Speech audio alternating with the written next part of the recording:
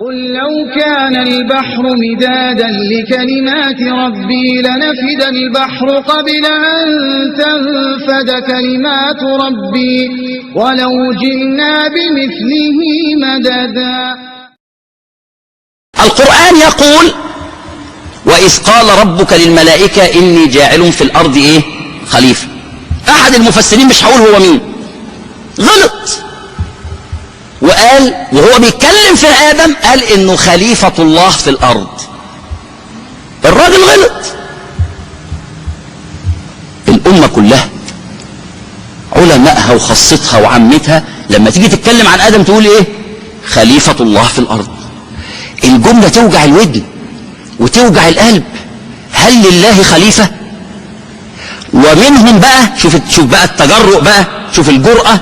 منهم من يضرب مثال لخلافة آدم لله بخلافة الصديق لرسول الله صلى الله عليه وسلم. شوف المصيبة. طبعا انتوا يعني مش فاهم، انتوا فاهميني ولا؟ قضية خطيرة. عرف الخليفة لغة عشان تستبعد كلمة خليفة الله دي خالص. يقول لك أهل اللغة يقول لك الخليفة من يخلف غيره ويقوم مقامه بموته أو غيابه أو انتقاله. كل ده لا يتحقق في الله. خليفة الله ازاي؟ انتوا فاهمين الكلمة ولا احنا بنردد وخلاص؟ هي دي القضية. انا بقول للراجل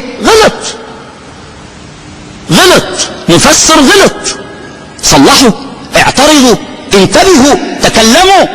لا، خلاص هو خليفة الله.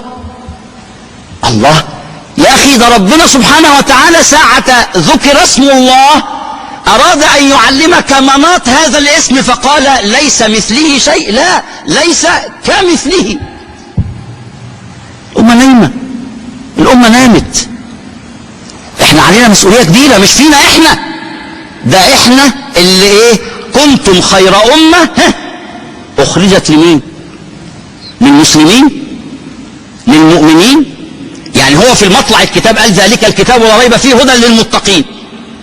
هذه آية خطيرة، أن هذا الكتاب لن يهدي إلا من اتقى. حد خد باله من الآية دي؟ حد خد باله من الوقفة دي؟ ما قالش هدى للمسلمين أو المؤمنين، لا، ذلك الكتاب لا ريب فيه هدى للمتقين. واحنا منا ضحنا، ضاع الناس، نام الناس. كيف خليفة الله؟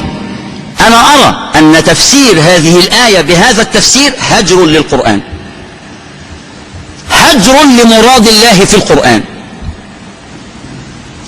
وإذ قال ربك للملائكة إني جاعل في الأرض خليفة.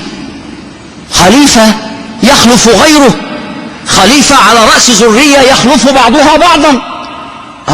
كلام منطقي. لو أن الملائكة فهمت أن آدم خليفة الله بمفهوم هذا المفسر ومن تلاه كانوا قالوا أتجعل فيها من يفسد. يعني إذا الملائكة فهمت أن آدم هيخلف الله، حاشاه وأستغفر الله، الكلمة تتعب القلب والله، إن أحد خلق الله يخلف الله. ده كلام متفرق، يعني فارغ عن مضمونه، كلام عجيب. لو الملائكة فهمت دي كانت قالت أتجعل فيها من يفسد ويسفك الدماء.